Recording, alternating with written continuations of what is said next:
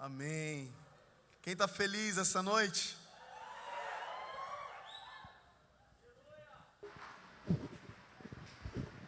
Glória a Deus, eu estou muito feliz. Quero agradecer a liderança, aos pastores. Pode se sentar. Quero agradecer a liderança, aos pastores, todos os que nos acolheram super bem na nossa chegada aqui. Quem não me conhece, meu nome é Tom. Eu sou de São Gonçalo. Quem conhece São Gonçalo aqui? Muito bem, sou de São Gonçalo, pastoreio a igreja Redil em São Gonçalo e também tenho um ministério de viajar o Brasil inteiro liderando a adoração e pregando o evangelho. Então orem por nós. Hoje nós estamos aqui, amanhã nós estamos, amanhã eu vou para Espírito Santo e domingo para São Paulo, lá para a família Dizascope. Quem conhece Dizascope aqui? Muito bem, glória a Deus. Eu tenho uma palavra para o teu coração hoje que eu acredito que é muito pertinente com aquilo que vocês já estão falando aqui. Então, de maneira que eu não quero falar nada novo, mas eu quero que a palavra conferência seja algo real aqui no nosso contexto. Porque eu acredito que conferência nada mais é do que o ato de conferir, né? Então, bom é quando eu termino de pregar e o pastor chega para mim e fala: nossa, aquilo que você falou hoje é tudo que Deus está falando com a gente nesse tempo. Porque aí eu creio que de fato rolou a conferência, o ato de conferir, né? Quando a gente pega e coloca duas coisas semelhantes perto para conferirmos se essas coisas são coerentes. Então, eu gostaria que você abrisse sua Bíblia comigo. Eu tenho um pouquinho de dificuldade de desligar de momentos de adoração como esse. Não é fácil para mim, só fechar o registro, sabe? Apertar o botão off. E agora eu vou para a palavra. Eu ainda estou tocado pelo Senhor. Você ainda está tocado por Jesus aí? Não pelas canções, mas por Jesus. Você ainda está tocado por Jesus? Aleluia, glória a Deus. É sempre muito bom liderar a adoração, porque eu costumo brincar e dizer que liderar a adoração é o ofício mais difícil que tem, porque você nunca sabe o que vai acontecer. Você prepara as canções e de repente Jesus vem e toca a igreja com a presença dele e nós somos transformados, e é para isso que nós estamos aqui hoje, amém? Gostaria que você abrisse sua Bíblia comigo em Mateus capítulo 16. É um texto muito conhecido, mas eu pretendo conferir um pouquinho com vocês daquilo que Deus fala para a gente a partir desse texto.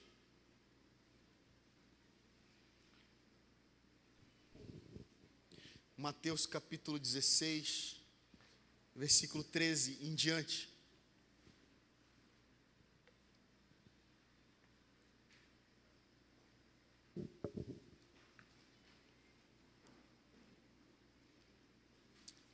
Mateus capítulo 16, versículo 13 em diante diz: indo Jesus para os lados de Cesareia de Filipe, perguntou a seus discípulos: quem diz o povo ser o Filho do Homem? E eles responderam: uns dizem João Batista, outros Elias, e outros Jeremias ou alguns dos profetas.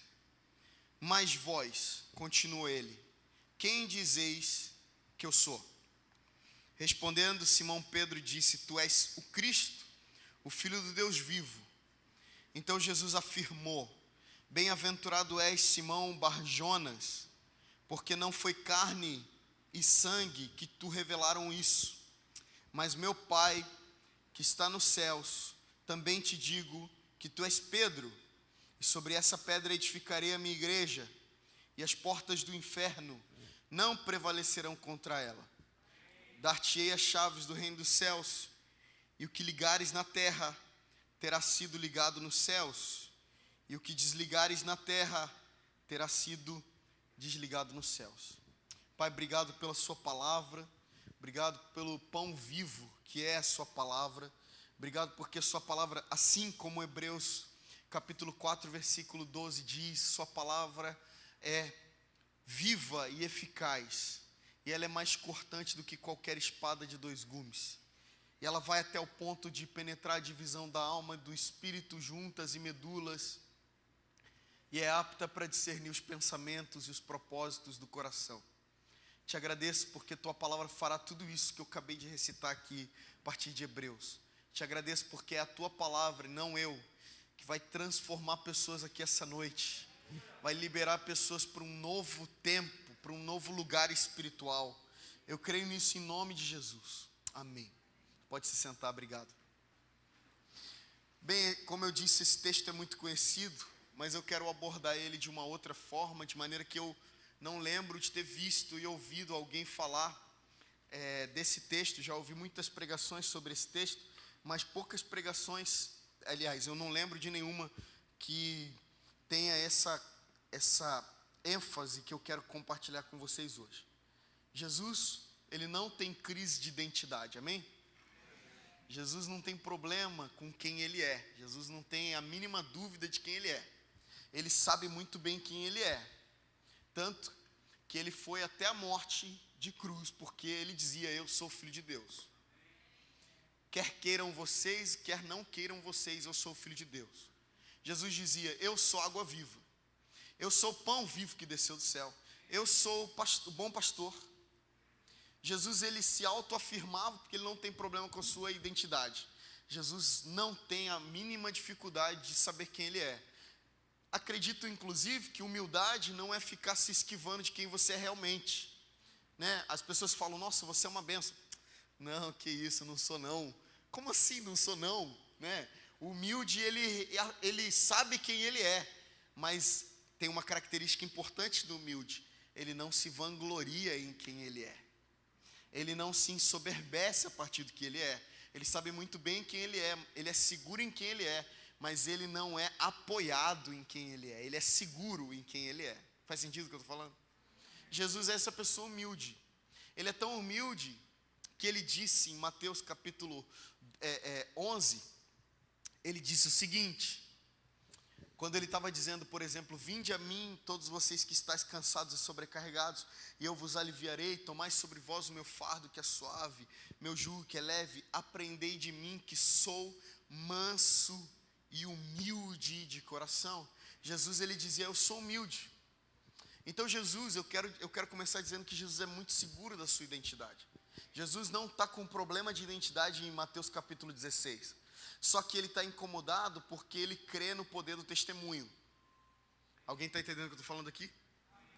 Ele crê muito forte no poder do testemunho, e nós precisamos aprender a testemunhar. Porque o que Jesus faz aqui no versículo 13, na verdade, versículo 13 ele diz, o que Jesus faz ele pede um testemunho: me dá um testemunho sobre mim. O que os homens aí fora estão testemunhando ao meu respeito?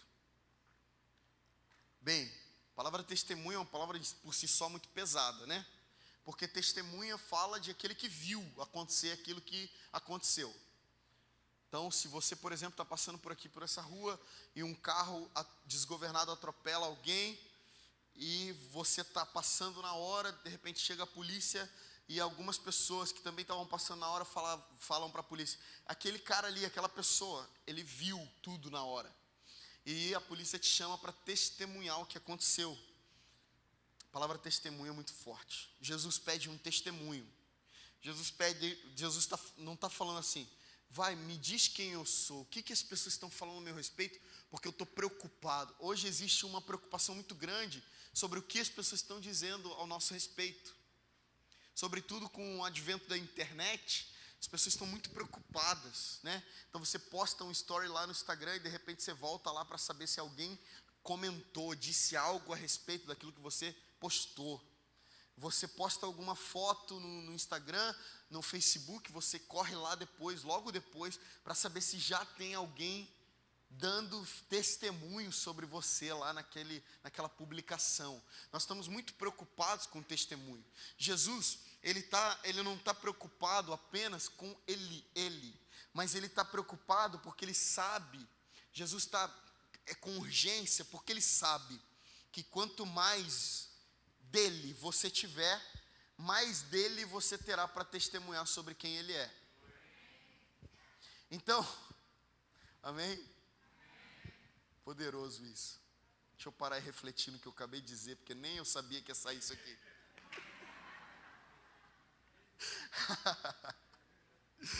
Não, é verdade. Às vezes eu falo umas coisas que eu não sabia que eu sabia que eu sabia.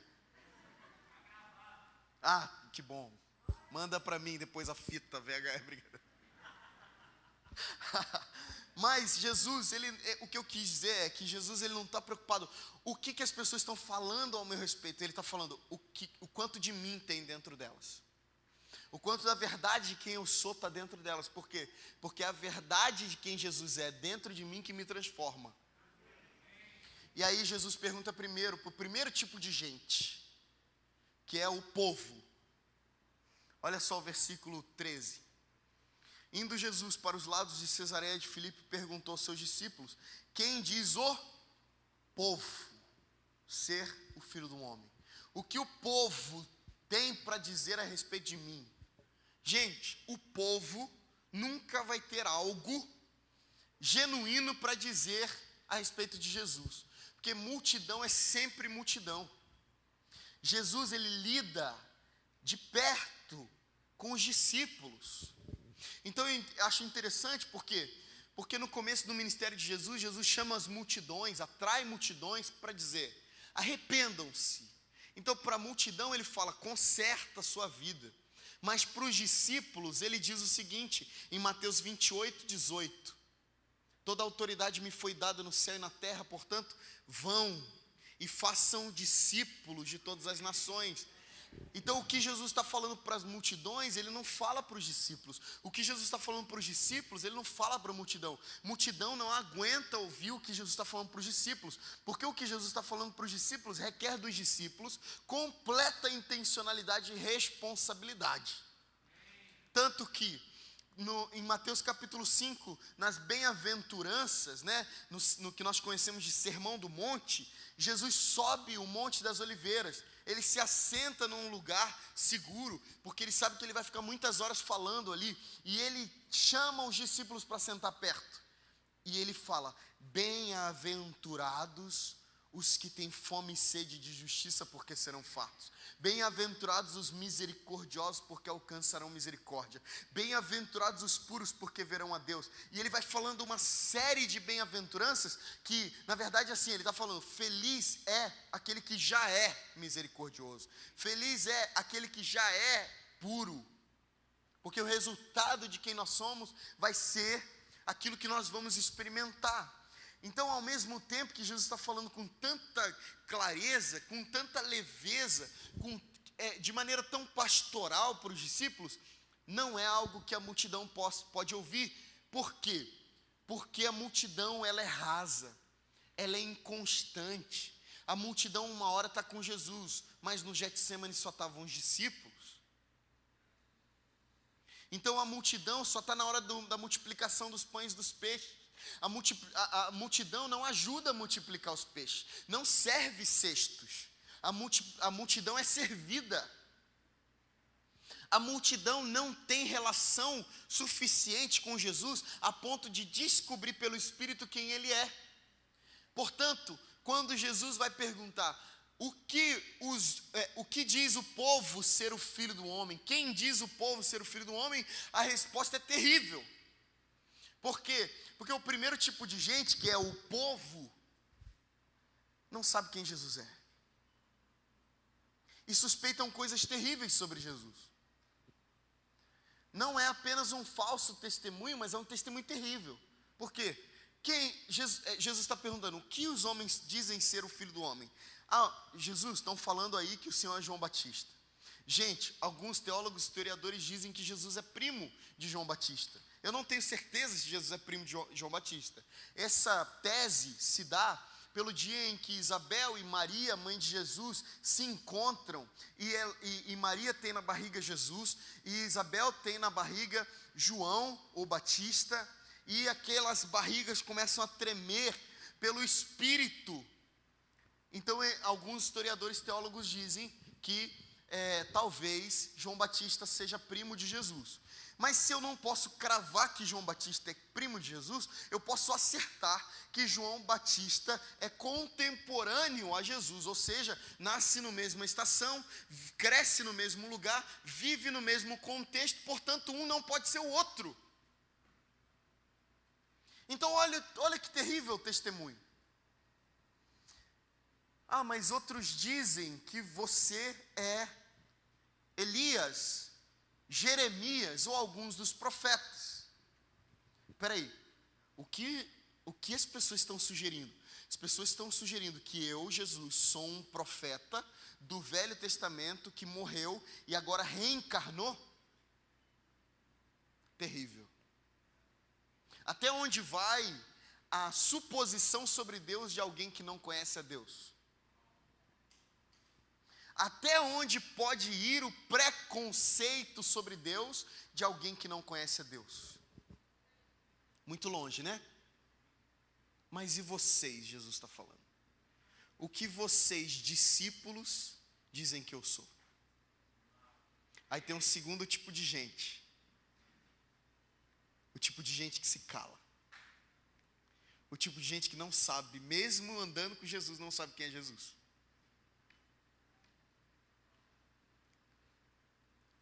Mas vocês, continua ele, quem dizeis que eu sou? Novamente digo, Jesus não tem problema com identidade. Jesus está falando, fala aí quem eu sou, por favor, só para eu me sentir melhor. Não, Jesus está falando, o que de mim, quanto de mim existe dentro de você? Quanto de mim existe dentro de você? E aí nos deparamos com um problema ainda mais sério. Na minha opinião, é ainda mais sério. É gente que fala sobre Jesus, canta sobre Jesus, carrega no braço, no sovaco, a palavra de Jesus, mas não sabe quem é Jesus, na hora em que Jesus pergunta quem é Ele para você. Aí alguns vão dizer, quem é Jesus para você? Alguns vão dizer, tudo. Tudo porque não sabem explicar nada sobre quem Jesus é. Então vão dizer, Jesus é tudo, Jesus é lindo, fofinho, maravilhoso Jesus. Olha, se fosse você, eu experimentava Jesus também. Só que é aquela coisa tão rasa, que não consegue testemunhar para ninguém que Jesus é Deus. E eu imagino esse silêncio aqui, na hora que Jesus pergunta, mas e vocês? Quem dizem que eu sou? Silêncio, silêncio, ninguém sabe o que dizer. Um discípulo olhando para o outro, falando, e aí, você vai arriscar? Lembra quando a professora perguntava uma coisa na sala de aula, você sabia o que era, mas você falava, não vou arriscar isso aí, vai que eu erro. É uma falta de segurança, de convicção tão grande que até aqueles que sabem quem é ou o que é, não falam por medo, por falta de convicção. A hora do testemunho é uma hora de convicção. E a convicção, sabe por onde vem? Sabe como alguém é convicto em Deus? Sabe que para todo mundo vem o dia da aflição, né? Vem o dia da provação. Você sabia disso? Que para todo mundo, para todos vem o dia da aflição. No dia da aflição, a primeira coisa que você tem que ter é convicção, porque senão você vacila. Quantas vezes eu tive num dia mau? E o dia mau é o dia da provação, da prova. É o dia da avaliação, se nós estamos com convicção no que acreditamos. Costumo dizer que para toda palavra que Deus dá depois a prova da palavra que Ele deu. Então, por exemplo, se Deus fala para você, sai daqui e vai lá na porta. Quando chegar na porta, você vai receber a prova de que se era Deus, ou era Satanás, ou era sua mente dizendo que você deveria ir para a porta. Porque alguém vai dizer, cara, o que você está fazendo aqui? E agora? Se eu não tenho convicção de que é Deus que me disse para eu ir para a porta, eu vou vacilar e vou sair da porta. Alguém está entendendo? Ou eu vou dizer, foi Satanás que mandou para a porta. Ou eu vou dizer, era coisa da minha cabeça aquele dia, achei que era Deus.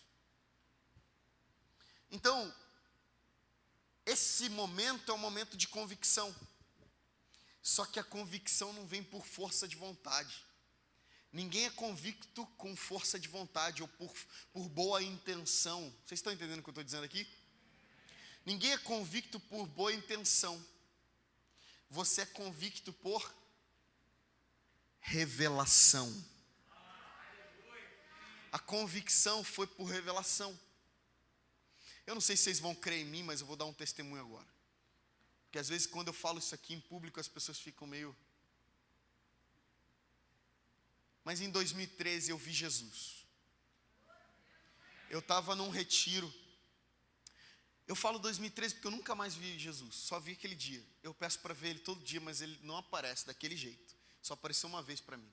Eu estava num retiro de jovens. E era um auditório como esse. Eu estava aqui mais ou menos. Tinha uma plataforma, eu estava aqui. Estava de violão e voz. E tinha um corredor. Imagina que aqui fosse um corredor grande aqui, ó. E tinha uma porta lá atrás, como aquela que vocês têm aqui. E essa porta estava fechada. E eu estava adorando a Jesus. Estava um ambiente muito poderoso, muito glorioso. E de repente, no Espírito, eu vi a porta abrir. E eu vi Jesus vindo num cavalo muito, muito lindo, branco. Ele era enorme, não era do tamanho da gente, ele era gigante. E esse cavalo vinha marchando lentamente. E existiam duas bandas de pessoas, né? Uma para cá, e um corredor grande. Jesus veio, e o perfume dele encheu o lugar.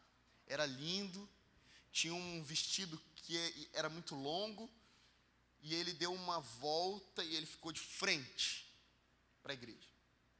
Ele sai pelo lado direito, lentamente, e ele começa a andar.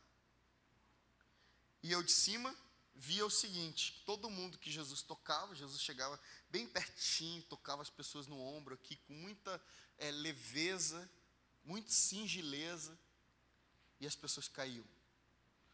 Tocava, as pessoas caíam, tocava, caía, e eu não suportei, eu caí ali também.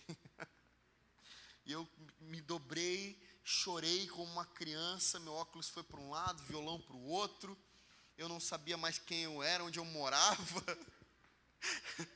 Eu me joguei no chão.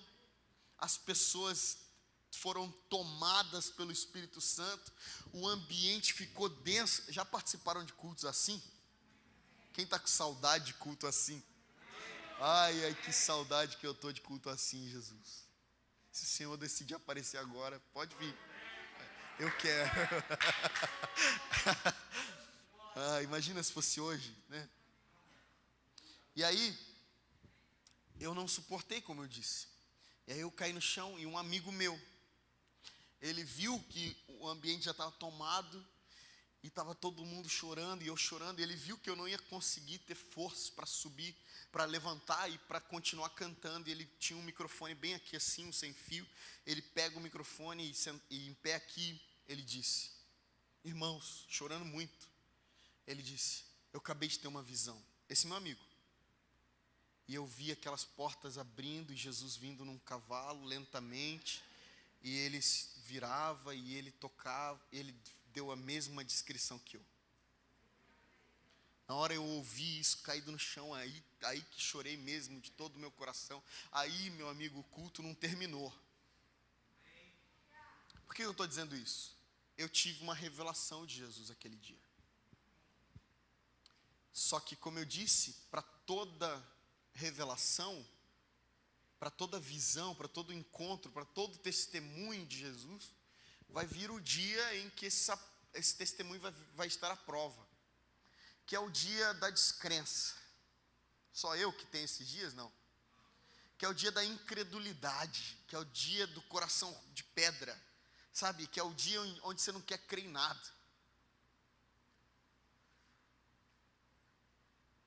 2016, dezembro de 2016, 3 anos depois daquela visão, eu estava na sala de espera da UTI, com meu filho lá dentro, 47 dias na UTI, dezembro, Natal e Ano Novo lá, eu estava sendo, porque nós não podíamos, eu e minha esposa, a gente não podia ir junto ver o meu filho. Meu filho nasceu prematuro de 6 meses, menos de 1 quilo, numa incubadora, nos 47 dias daquele período, né? Eu vi todos os bebês que estavam nas incubadoras ao seu redor morrerem, e meu filho ali, e eu estava na sala de espera daquela UTI, eu estava com um livro, que eu não lembro qual é o nome do livro, e até ali eu estava crendo, até ali naquele minuto eu estava, preciso ser forte, preciso segurar a onda, minha esposa precisa de mim, né? Mas de repente uma incredulidade nasce no meu coração. Uma incredulidade que eu não conseguia explicar. Eu tinha todas as teorias sobre quem era Jesus. Eu sabia explicar para qualquer pessoa o plano da salvação. Saberia explicar para qualquer pessoa o plano de escatologia de Jesus, como ele voltará. Mas naquele momento não era vida dentro de mim. Eu estava descrente. Porque todo dia a gente chegava lá e a diretora daquela ala dizia: olha, preciso preparar vocês porque o estado do seu filho é gravíssimo. E a gente já chegava ali assim com essa notícia, a gente sentava e enquanto um estava vendo o nosso filho, o outro estava na sala de espera. Eu tive um dia mau, um dia terrível. E naquele momento o Espírito Santo falou comigo, porque no meio daquela incredulidade, o Espírito Santo me visitou e disse: quem Jesus é para você? E eu comecei a dizer: eu não sei explicar, na verdade eu sei explicar, mas agora eu não sei, eu não tenho convicção. E eu lembrei de 2013, quando eu vi Jesus. Eu linkei, o Espírito Santo me fez lembrar. E naquele momento, uma convicção nasceu no meu coração novamente. Não foi fácil, não é romântico isso aqui, tá, gente? Não tô romantizando isso aqui, não. Foi terrível. Porém, naquele momento nasce uma convicção no meu coração. Por quê? Porque no dia mau, quando a prova da palavra de Deus vier, quando a prova da revelação sobre quem Deus é vier, bater na sua porta, você terá o dia da revelação para apresentar. Você terá o dia em que Jesus se revelou para você.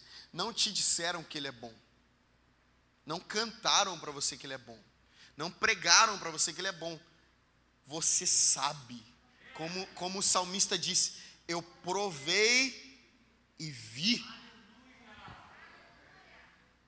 Jesus está falando: e vocês? Quem vocês dizem que eu sou? Dia da prova, dia da convicção. Alguns se calam e Pedro levanta e diz: eu creio que tu és o Cristo, o Filho do Deus vivo.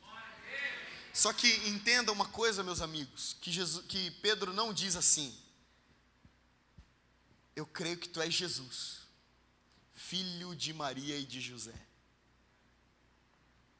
Eu creio que tu és Jesus, aquele que ajuda o seu pai na carpintaria. Eu creio que tu és Jesus, esse mestre que tem nos ensinado muitas coisas. Pedro transcende Jesus. Pedro está olhando para Jesus e está enxergando Cristo. Por quê? Porque quantos da geração de Jesus se diziam Cristo? Muitos. Muitos se levantavam e diziam: eu sou Cristo, mas logo passavam. Alguns se levantavam e diziam: eu sou Cristo, e ensinavam umas coisas legais, ganhavam alguns seguidores. Então, quando Jesus se diz ser o Cristo, existe muita dúvida sobre quem realmente ele está dizendo que ele é. Pedro é alguém que está andando com Jesus todo dia. É alguém que está comendo da comida de Jesus. Está dormindo no dormitório que Jesus dorme. Pedro está andando e vendo Jesus com fome, com sede, com frio. Jesus cansado, Jesus achando engraçado alguma coisa. Já parou para pensar nisso? Pedro está vendo Jesus, do cotidiano Jesus. Pedro sabe de onde Jesus veio. Pedro sabe quão simples é Jesus. Jesus é tão simples. Jesus não estoura fogos para entrar. Jesus não é esse cara absurdamente intelectual e da performance. Jesus é simples, tão simples que quando Judas vai traí-lo, tem que dar um beijo para reconhecer quem ele é. Muito simples, Jesus. E na hora que Jesus pergunta quem eu sou, dá uma tentação de dizer: ué, o Senhor é o filho de Maria e de José, esqueceu? O Senhor é o nosso mestre, que está aqui com a gente todo dia, comendo peixe do pão, bebendo da água, da mesma água que a gente. Ué, Jesus, como assim? O Senhor é aquele que anda no meio da gente. Não é assim com a gente? Não é assim com a gente? Ah, Jesus, o Senhor está aqui todo dia. O Senhor, eu abro a Bíblia e o Senhor está ali. Ah, a gente cantou sobre o Senhor aqui hoje. A gente cantou muitas vezes sobre o Senhor. E a gente acostuma com Jesus. Pior coisa que pode acontecer com um cristão é acostumar com Jesus. Porque quando você acostuma com Jesus, o próximo passo que você dá é religiosidade. Aí você começa a ligar o piloto automático de tudo que você vai fazer, porque nada te emociona mais. Gente, de verdade, em nome de Jesus, Deus me livre, te livre de uma vida com Jesus sem emoção, sem arrepio, sem lágrimas nos olhos. Deus me livre de quando eu tiver 50 e poucos anos, que é aquela idade de que todo mundo acha que é maduro, cheguei na maturidade. Eu vir para a igreja e cruzar meu braço e olhar para os adolescentes e dizer: eu já passei por essa vida emocionada, eu já vivi, eu já sei, isso aí é uma emoçãozinha que daqui a pouco passa. Deus me livre dessa vida. Deus me livre de uma vida sobre Deus, mas sem Deus. Alguém está entendendo o que eu estou dizendo? Deus me livre de cantar um louvor para Deus sem sentir Deus, sem chorar na presença de Deus. Sabe que eu tenho um desafio, gente, eu vou ser bem sincero com vocês. Eu estava ontem na Barra da Tijuca, lá no Recreio, liderando a adoração. Eu estou hoje aqui, amanhã no Espírito Santo e domingo em São Paulo. 4 dias cantando as mesmas músicas. Assim, são as músicas que eu gravei, né? Eu vou nas igrejas e canto as minhas músicas, né? Mas eu tenho um desafio muito grande. Qual o desafio? É continuar com a lágrima no olho por cada frase que eu canto. É continuar vibrando com cada refrão. Sabe, tem canções que eu canto. Essa última canção, Senhor Te Amo, eu compus ela em 2013. 2013, quantos anos faz isso, gente? Alguém me faz as contas aí pra mim? 8? Oi? 8. Alguém falou 21?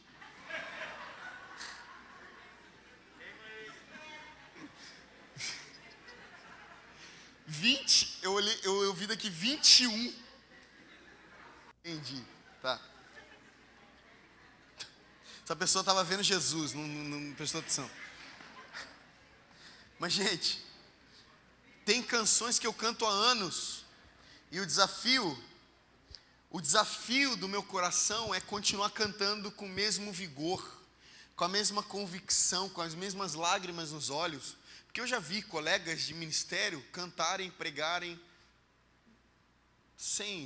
faço isso todo dia, né? Jesus está aqui. E interessante, que para alguns é maravilhoso, mas para outros é um problema, é que Jesus sempre vem. Por que é um problema? Porque imagina alguém sem temor subir aqui, cantar sobre Jesus, sair e comer alguma coisa, tranquilo, e Jesus amanhã virá de novo. Né? E de repente chega uma hora em que esse Jesus que nós acostumamos, esse Jesus que não sai da nossa boca, né? Esse Jesus que faz parte dos nossos jargões evangeliqueis. Esse Jesus, ele aparece e pergunta: quem eu sou? Jesus está fazendo isso hoje com a gente. Eu quero tirar vocês da zona do conforto, Jesus está falando. Quem eu sou para você? Ah não, mas minha mãe me disse. Não é sua mãe, é você. O que tem dentro do teu coração? Ele mesmo disse em Mateus 12:34, a boca fala do que o coração está cheio. O que está no teu coração quando você ouve meu nome?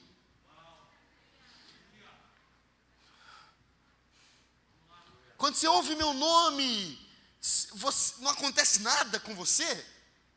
O nome todo-poderoso, o nome que traz cura, o nome que traz salvação. A palavra de Deus fala que em nenhum outro nome há salvação como no nome do Senhor. Então quando você ouve esse nome, o que acontece? Nada. Eu não estou dizendo que você tem que chorar, não estou dizendo que você tem que se quebrantar ajoelhado no chão, não estou dizendo isso, mas o que acontece? Gera em você algo? E Pedro responde na sua imaturidade, na sua humanidade, mas ele responde, ele diz: tu és o Cristo, Filho de Deus vivo.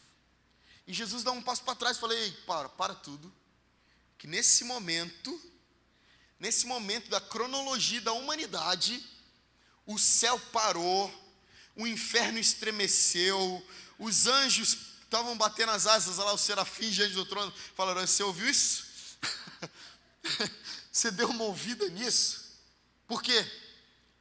Porque Jesus disse: bem-aventurado és tu, Simão Barjonas, porque não foi carne e sangue que te revelaram isso.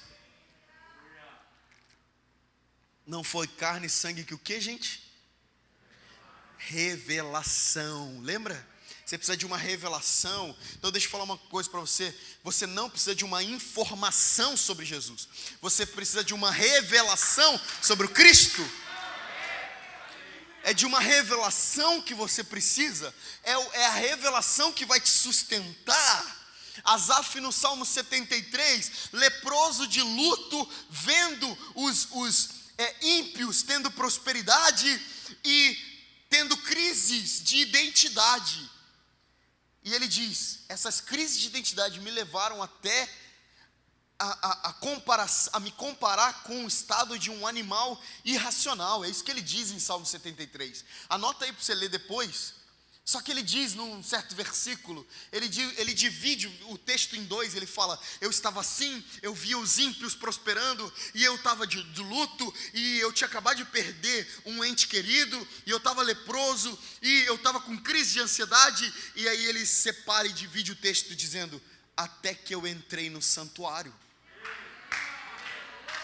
Isaías capítulo 6, no ano em que morreu o rei Uzias, que alguns teólogos e historiadores dizem ser o tio dele, ele estava de luto. Se não fosse o tio, um profeta andava do lado de um rei, não sei se você sabia disso, era alguém muito próximo. No ano em que morre o rei Uzias, o ano mais terrível de toda a minha vida, eu vi o Senhor sentado num alto e sublime trono, e a orla do seu manto enchia o templo. Entende? Entende o que eu estou falando? Então não foi carne nem sangue que te revelaram isso, mas foi meu Pai que está no céu. Então você não precisa de uma informação sobre Jesus, você precisa de uma revelação do Cristo. Mas Tom, Cristo não é Jesus? Jesus não é o Cristo? Amigos, vamos lá. Jesus é o Cristo, sim. Mas quando eu me refiro a Jesus, eu me refiro ao homem Jesus, ao judeu de 33 anos, a esse homem tão simples. Esse homem que andava tanto, a ponto dos cabelos estarem cebosos, do cheiro não estar tão bom. Esse homem. Eu dou esses detalhes para que você entenda o homem Jesus. Agora, poucos, ou quase ninguém, no decorrer da história de Jesus, do pouco tempo de vida de Jesus, Jesus morreu muito novo. Eu tenho 33 anos, Jesus morreu com 33 anos. Nesse pouco tempo de vida de Jesus, muitos olharam para Jesus e viram, poucos olharam para Jesus e viram Cristo. Pouquíssimos. a Bíblia fala, os evangelhos falam o tempo inteiro sobre multidões, né? As multidões vinham até Jesus, as multidões, mas dentre as multidões, Zaqueu, dentre as multidões, mulher samaritana no poço, dentre as multidões, Nicodemos, entende isso? Dentre as multidões, o cego, Bartimeu. Então poucos tiveram a revelação de que ele é o Cristo. É por isso que Jesus se alegra com um testemunho a partir da revelação. Pedro, bem-aventurado és tu, feliz é você, Pedro. E interessante, gente, que Jesus vai falar o seguinte, algumas traduções mais novas, se você tem essas traduções, NVI, NVT, você vai ver quando Jesus fala, bem-aventurado és tu, Simão, e ele fala, filho de João. Mas nessa nossa tradução aqui, Almeida 93, ele vai dizer o seguinte, bem-aventurado és tu, Simão, Bar-Jonas. Bar-Jonas, não sei se você sabe, mas o prefixo bar é como o prefixo son em inglês. Eu não sei se você sabe, mas son é filho em inglês, né? E son acompanha algumas outras raízes para completar nomes em inglês. Por exemplo, Clayson. O que mais? Wanderson. Jederson. O nome dele é Jederson, gente. Jederson. O que mais? Jefferson. Então é simples. Son. E aí o nome. Jeder. Son. Filho de Jeder. Jefferson. Filho de Jeffer. Bar é filho. Então Jesus está falando, bem-aventurado és tu, filho de Jonas. Jonas e João significam a mesma coisa. Agora, se você pesquisar a palavra Jonas, você vai descobrir que o significado da palavra Jonas é pomba. Amigos, quem entendeu, entendeu já, né? Bem-aventurado és tu, filho da pomba. Pomba é que, gente? Espírito Santo. Bem-aventurado és tu, Simão, filho gerado pelo Espírito Santo. Porque não pode ter sido carne nem sangue que te revelaram isso. Você não pode ter aprendido com alguém. Nem tampouco você pode ter falado de você mesmo, não tem como. Eu acredito que às vezes quando vem um versículo na nossa mente, a gente está no meio do dia lavando a louça, vem um versículo na nossa mente, eu creio. Quando vem na minha mente, eu creio, eu falo, eu não podia ter lembrado disso. Entende? Porque eu sou carnal, eu sou humano, eu não podia ter lembrado disso, foi o Espírito Santo que me lembrou. Então Jesus está falando, você não podia ter lembrado disso, Pedro. Você não podia ter pensado nisso, foi muito forte. E digo mais, tu és Pedro. E sobre essa pedra edificarei a minha igreja. Quando Jesus fala sobre essa pedra edificarei a minha igreja, entende que Pedro é pedra, sabia? O significado da palavra Pedro é pedra.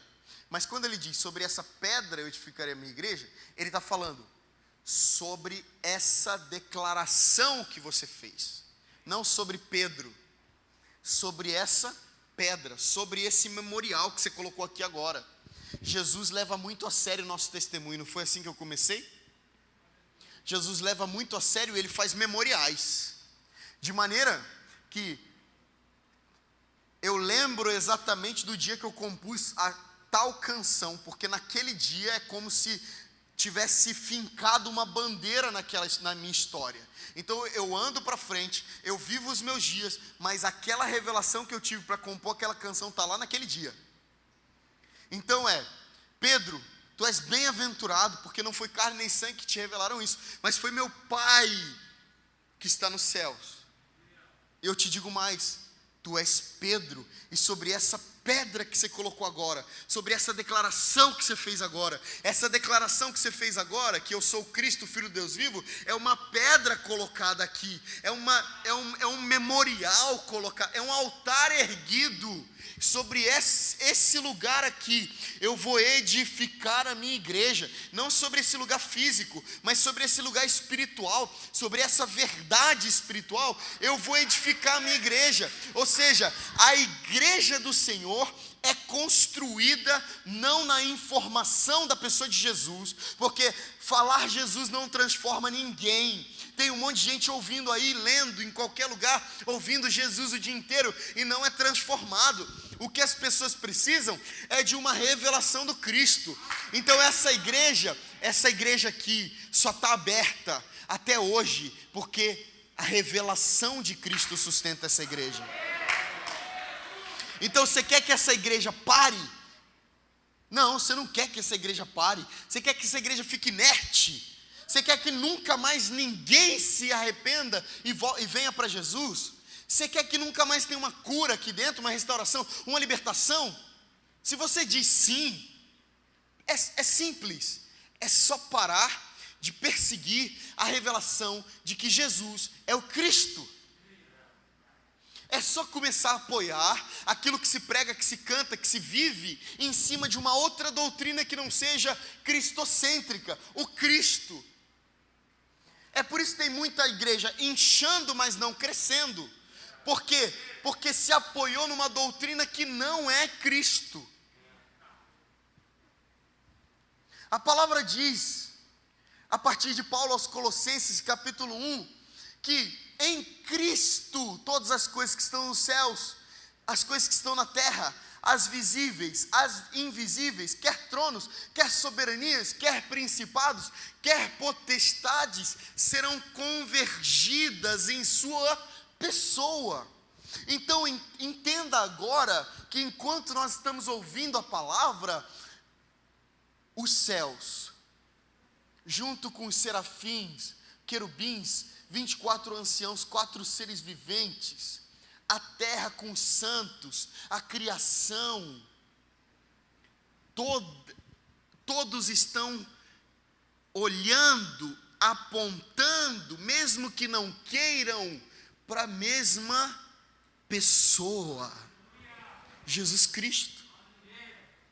Portanto, o segredo da edificação do corpo de Cristo não é a igreja, é o Cristo. Quem está entendendo o que eu estou dizendo? Sobre essa declaração que você faz, Pedro, eu vou edificar a minha igreja. E a igreja que eu vou edificar, ela será tão forte que as portas do inferno não prevalecerão contra ela. A igreja que quebra as portas do inferno é uma igreja que tem a revelação do Cristo. Entende o que eu estou dizendo? Olha o versículo 19, por favor. E tem mais. Eu vou dar para você a chave do reino dos céus. De maneira que o que você ligar aqui na terra já terá sido ligado nos céus. E o que você desligar aqui na terra já terá sido desligado nos céus. Uma coisa que a gente precisa entender, já estou terminando, só peço um pouquinho da atenção de vocês que eu já estou terminando. Mas olha só, uma coisa que a gente precisa aprender é que, quando Jesus diz, eu vou dar a chave do reino dos céus para vocês, ele não fala então, então tudo que você ligar vai ser ligado nos céus. Tudo que vocês virarem aqui na terra, o céu vai mexer e dar um jeito de... Não é assim. Senão ele estaria se contradizendo a Mateus capítulo 6, versículo 10. Venha a nós o teu reino e seja feito assim na terra como é no céu. Então é sempre a terra responde a um modelo do céu. Tá? Então é o seguinte, o que ele está dizendo é, eu vou dar a chave do reino dos céus. E por causa dessa declaração, não esquece disso. Não é aquém dela. Não é fora dela, é por ela, por essa declaração que você fez. Quando você ligar na terra, por causa da revelação que você tem, já terá sido ligado nos céus. Ou seja, você vai, por causa dessa revelação, você vai conseguir transicionar a terra o céu para a terra. Então as coisas são muito mais práticas do que nós imaginamos, Porque nós colocamos muito na conta de Deus o fato dele vir com o seu reino para a terra. Mas se Jesus ensinou que nós devemos orar, venha o teu reino e seja feita a tua vontade aqui na terra como no céu, nós precisamos obedecer com a nossa parte. E a nossa parte é revelação, compreensão de quem Deus é. Quem está entendendo? Então, eu termino dizendo o seguinte: quem conhece Paulo? Paulo é um homem que não andou com Jesus. Paulo, para mim, é o maior apóstolo do Novo Testamento. Um homem que mais estabeleceu, edificou, um homem que mais fez o evangelho crescer. Um homem que alcançou um povo não alcançado chamado gentios. Um homem com uma compreensão do reino de Deus sem precedentes além de Jesus. Um homem com uma profundidade bíblica tão absurda, não só por sua capacidade de ter estudado aos pés de Gamaliel, mas Paulo era um homem que tinha uma revelação absurda de quem Cristo era. De maneira que Paulo fala aos Efésios que ele queria liberar muito mais daquilo que ele tinha recebido, porém os Efésios não estavam prontos para receber. Então, para onde mais Paulo foi, quão mais profundo Paulo foi daquilo que lemos. O livro de Efésios é um livro muito místico, muito profundo. Nós lemos uma vez, não entendemos, lemos a segunda, a terceira, não entendemos, e precisamos continuar lendo até entendermos o que Paulo está dizendo. Paulo tem um alcance de visão espiritual muito maior do que qualquer pessoa no Novo Testamento, além, claro, de Jesus. Jesus é Deus. De maneira que Paulo fala, os Efésios capítulo 1, versículo 3, bendito seja o Deus e Pai de nosso Senhor Jesus Cristo, que já nos abençoou com toda sorte de bênçãos espirituais nas regiões celestiais. Ele vai num lugar onde pouca gente compreende que lugar é esse. Eu estou só dizendo, para terminar, que Paulo, ele tem uma compreensão espiritual que não é coerente com a vida prática dele. Seria coerente se fosse Pedro dizendo, porque Pedro andou com Jesus. Seria coerente se fosse João dizendo, João andou com Jesus. Mas Paulo, ele tem uma capacidade de compreender as coisas do Espírito, sem ter andado com Jesus necessariamente. 1 Coríntios capítulo 11, versículo 23, Paulo diz o seguinte, olha só o que ele diz, vocês todos conhecem. Porque eu recebi do Senhor o que também vos ensinei, que o Senhor Jesus, na noite em que foi traído, ele tomou o pão e, tendo dado graças, o partiu e disse, tomai, comei, esse é meu corpo que é entregue por vós, fazei isso todas as vezes que comerdes em memória de mim. Paulo diz que por semelhante modo Jesus toma o cálice e diz, esse cálice é a nova aliança no meu sangue, fazer isso todas as vezes que beberdes em memória de mim. Espera aí, é maravilhoso esse texto, mas o que eu quero dizer é o seguinte, Paulo disse o seguinte para os coríntios, eu recebi de Jesus o que eu ensinei para vocês. E ele começa o ensino dizendo, na noite em que Jesus foi traído, ele pega o pão assim, e ele corta assim, e ele agradece a Deus pelo pão, e ele diz para os discípulos que esse pão é o corpo dele que seria entregue. Peraí, que nível de detalhe, que riqueza de detalhe. Paulo estava lá, Paulo viu aquilo, viu, ele teve uma revelação daquele dia, ele estava lá pelo Espírito, ele acessou sim pelo Espírito.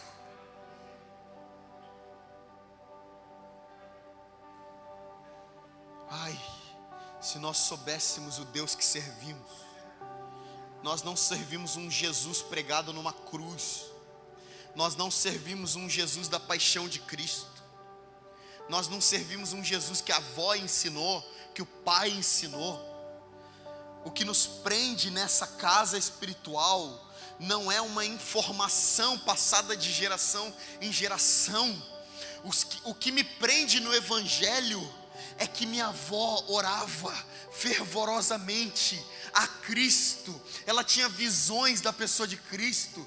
O que me prende ao Evangelho é que meus pais são um homem e uma mulher de Deus, que tem uma revelação do Cristo.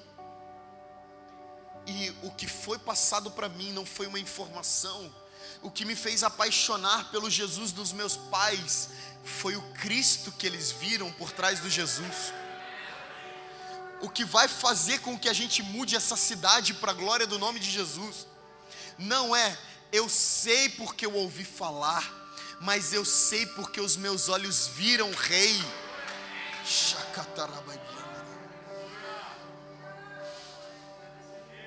Se os seus olhos não virem o Rei,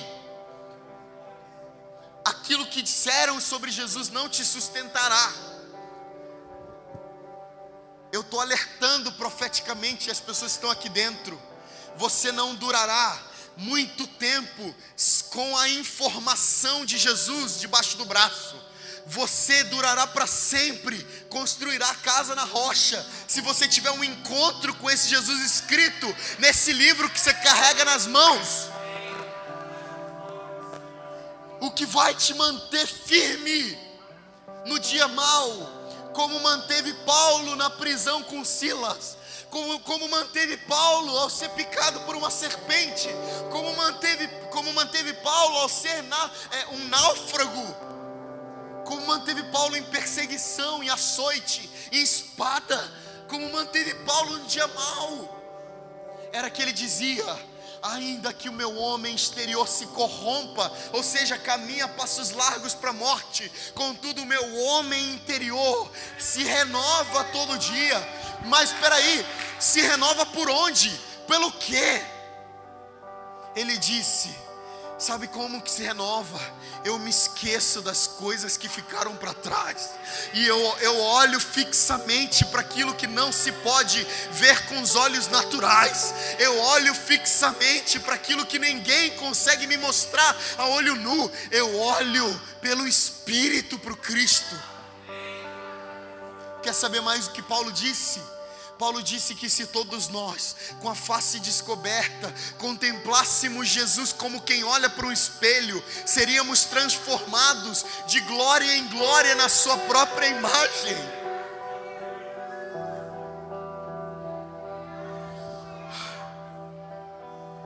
Paulo disse aos Colossenses capítulo 3 versículo 1: se vocês já foram ressuscitados com Cristo, olhem, busquem as coisas que são do alto, onde Cristo está sentado à direita de Deus. Sabe que no dia mau, Estevão estava sendo apedrejado, e ele viu os céus abertos, anjos voando, e aquele como semelhante ao Filho do Homem assentado à direita de Deus. É isso que sustenta os homens de Deus, é isso que sustenta as mulheres de Deus, é isso que sustenta os mártires da nossa geração. Não só os mártires de corpo, mas os mártires de alma, os mártires de espírito, porque a maior façanha desse tempo, o maior mover sobrenatural desse tempo, é que nós continuemos com a nossa fé inabalável diante dos açoites espirituais desse mundo. O maior milagre não é ficar vivo no Ocidente, o maior milagre é ficar firme no Ocidente. Porque no Oriente as pessoas estão morrendo literalmente, estão tendo suas cabeças cortadas, seus corpos estão sendo entregues mesmo a Jesus. Mas no Ocidente, na América do Sul, no Brasil, num lugar onde nós cultuamos sem sermos incomodados, o nosso maior desafio é manter os nossos olhos fixos, como Paulo disse, no autor e consumador da nossa fé. De maneira que muitas pessoas vão tentar não te desviar. Pior do que te desviar, as pessoas vão tentar te distrair. E aqueles que continuam com seus olhos fixos em Jesus são aqueles a igreja será estabelecida em cima deles. Sabe que eu não vim aqui essa noite para brincar de cultinho com vocês. Eu sei que vocês não vieram fazer isso também.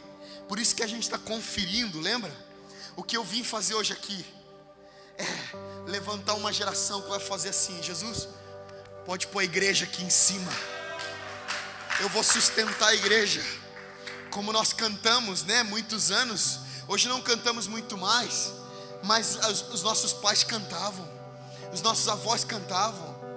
Levarei eu também minha cruz, até por uma coroa trocar. Sim, eu amo a mensagem da cruz, até morrer eu a vou proclamar. Levarei eu também minha cruz. Você pode ficar de pé? Até por uma coroa troca. Vamos repetir isso. Vamos repetir. Sim, eu amo a mensagem da cruz, até morrer eu a vou proclamar. Levarei eu também minha cruz, até por uma coroa trocar. Jesus não estava brincando quando ele disse para Pedro: eu edificarei a minha igreja e você será uma peça fundamental. Você lembra em Atos 2, quando o Espírito cai sobre os 120 irmãos reunidos no mesmo lugar? Você lembra que tinha gente duvidando se aquilo era realmente o Espírito Santo? De maneira que aqueles que duvidavam diziam: esses homens estão embriagados. E Pedro, cheio do Espírito Santo, disse: não, esses homens não estão embriagados, porque são 9 horas da manhã ainda. Mas esses homens estão desse jeito para que se cumpra a profecia de Joel capítulo 2, versículo 28. O que Joel disse? Joel disse que nos últimos dias Deus derramaria o seu Espírito sobre toda a carne. Deus disse também que sobre os filhos e as filhas Ele derramaria o seu Espírito, de maneira que os jovens teriam visões, os velhos teriam sonhos, e até sobre os servos e as servas Ele derramaria o Espírito dele. Pedro prega uma mensagem gloriosa aquele dia. Pedro aproveita a festa de Pentecostes para que se cumprisse literalmente o sentido da palavra Pentecostes. Porque quando a gente ouve a palavra Pentecostes, sabe o que a gente imagina? A gente imagina, não é? Mas não é isso. A palavra Pentecostes quer dizer colheita. Então o Espírito Santo caindo sobre os 120 irmãos fez com que 120, a partir de Pedro, cheio do Espírito Santo, virassem mais de 15 mil pessoas vindas para Jesus. Porque a palavra de Deus diz que 3 mil homens se converteram, fora mulheres e crianças. Sabe que naquele dia nasce uma igreja de 15 mil membros. E eu acho que nesse dia, quando eles começam a batizar as pessoas, quando as pessoas começam a orar por arrependimento, quando Pedro começa a reunir os apóstolos e dizerem: está vindo gente, está se convertendo gente. Eu acho que ele lembra, Jesus disse: tu és Pedro, e sobre essa pedra eu edificarei a minha igreja. e sobre essa pedra eu edificarei a minha igreja. Eu edificarei uma igreja forte, cujas portas do inferno não prevalecerão. E eu imagino Pedro olhando 15.000 pessoas, vindo para Jesus e pensando: era disso que Jesus está falando. Sabe o que vai acontecer se você tiver uma revelação? Sabe o que pode acontecer se você tiver um encontro com Cristo? Eu vou te dizer o que pode acontecer. Sua família pode vir para Jesus. Eu vou te dizer o que pode acontecer. A sua sala da faculdade pode se entregar para Jesus. Eu posso te dizer o que pode acontecer. Sua rua pode frequentar sua casa pedindo o Jesus que você tem. Deixa eu falar uma coisa. Para aqueles que só têm uma informação sobre Jesus, você não tem muito que dar para ninguém. Porque Jesus disse: ide pregar o evangelho a toda criatura. Ele disse para discípulos. Ele não disse para a multidão. Ide fazer discípulos de todas as nações. Ele não disse para a multidão, ele disse para discípulos. Sabe o que é discípulo? Quem viu Jesus, quem andou com Jesus e quem sustenta a convicção de que Jesus é Deus, mesmo depois de Jesus ter vindo aqui na terra. Que a gente precisa de um encontro com Jesus. Eu vou perguntar de todo o meu coração. Seja sincero. Você deseja um encontro com Jesus? Seja sincero. Você deseja um encontro com Jesus? Seja sincero. Você deseja um encontro com Jesus? Então é muito fácil. Nós vamos pedir: Jesus, aparece para nós. O Senhor apareceu para os 120 irmãos depois de ser ressurreto. O Senhor apareceu para os discípulos no caminho de Emaús. O Senhor apareceu para Paulo. O Senhor apareceu para tanta gente. Aparece para nós também. Aparece para mim. Então o que você vai precisar fazer agora? Vocês estão me ouvindo bem? Vou te dizer o que você precisa fazer agora para ver Jesus. Você precisa pegar toda a sua bagagem religiosa e deixar de lado. Você precisa virar uma criança diante de Jesus. Você não precisa pensar em: mas o que vai acontecer se Jesus aparecer? Será que eu vou passar vergonha? Será que eu vou chorar e alguém vai ver? Ai, mas será que a Bíblia respalda o que eu vou fazer? Não pense nisso agora. Peça para ver Jesus. Peça para ter um encontro com Cristo. É bíblico. Peça para ter um encontro com Jesus. Eu vou pedir para que os instrumentos aumentem o volume. Enquanto você faz sua própria oração, peça: Jesus, aparece para mim agora.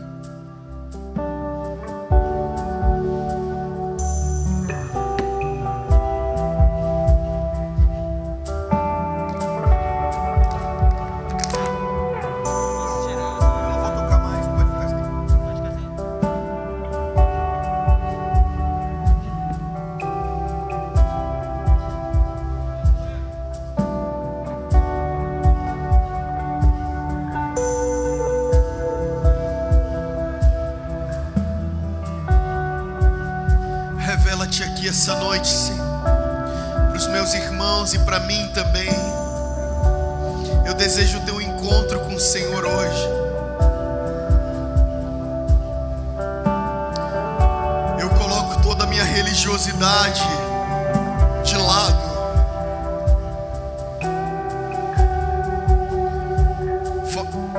Fala comigo, Senhor. Toca as minhas mãos. Eu peço assim como Tomé pediu: deixe-me ver as marcas das suas mãos. Deixe-me ver os cravos, as marcas dos cravos na sua cabeça. Deixe-me ver o furo na sua costela, Jesus. Deixe ver a sua face. Aparece para mim, Senhor Deus. acontece para mim como em 2013. Eu me coloco na inteira disposição. Eu desejo ver a sua face. Alguém deseja ver a face de Deus aqui essa noite? Levante suas mãos para os céus, levanta a sua voz. Enquanto você ora ao Senhor, eu peço, Espírito Santo, revela o Cristo para nós aqui essa noite. Batiza-nos com sua revelação. Libera a sua glória sobre esse ambiente. Libera a sua glória sobre esse ambiente, Senhor Deus. Que não haja duros na sua presença. Que não haja religiosos na sua presença. Eu oro em nome de Jesus. Manifesta-te aqui essa noite. Manifesta-te aqui essa noite, Senhor Deus. Levanta homens e mulheres que sustentarão a igreja a partir da revelação. Envia missionários para o campo com a revelação do Cristo. Levanta pastores aqui essa noite com a revelação do Cristo. Levante evangelistas, intercessores, mestres com a revelação do Cristo. Homens e mulheres simples, homens e mulheres trabalhadores, estudantes. Levanta a minha geração, Senhor, de homens e mulheres que queimam por Ti.